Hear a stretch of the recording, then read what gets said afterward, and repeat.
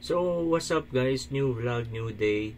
And today's video guys, meron akong i-share sa inyo, konting kaalaman lang regarding dito sa pag-cancel ng subscription nyo sa verified badge ng Facebook Meta. And meron nagtatanong sa akin, 11 minutes lang, paano ma-cancel? Hindi ko itutuloy pero nakabayad ako.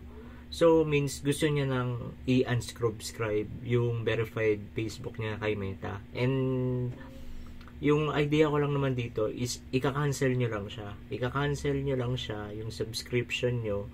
And, ayun na, mawawala na lahat yung ang ginawa nyo na pag-verified kay badge. Kung ayaw nyo nang gawin na.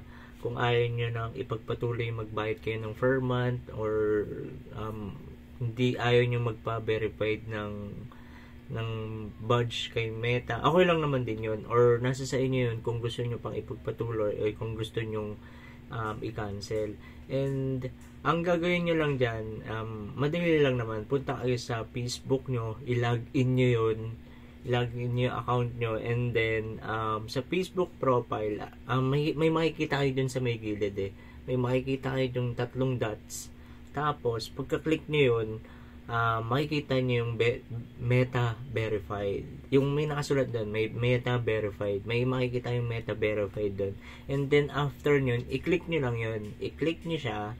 Tapos, may makikita yung Manage Subscription.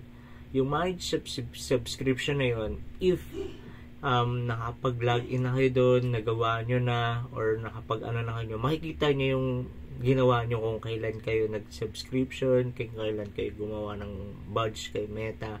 Makiklik nyo, makikita nyo yun kung 2024 or 1 year na kayo, kung gaano katagal, or isang buwan, or ganyang buwan-buwan pa lang, makikita nyo yun.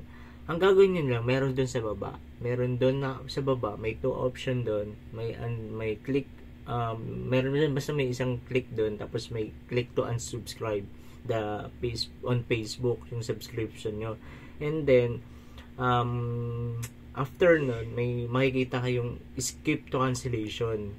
So, after nun, nandun na yung details. Nakikita nyo dun kung ano yung ginawa nyo. Ano yung ginawa nyong pagbabudge. Nakita nyo kung itutuloy nyo nga yung sinabi ko kanina. Nasa sa inyo yun. Tapos, if ayaw nyo na talagang ipagpatuloy yun na magpa-verified kay Meta, sa akin for me, okay lang naman na hindi tayo verified kay Meta. And, wala namang nag-change. Wala namang effect sa akin kung hindi ako verified kay Meta.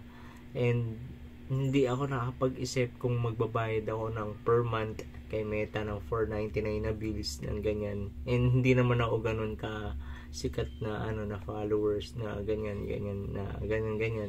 And for me, sa akin, okay lang naman yun na hindi natin gawin yun.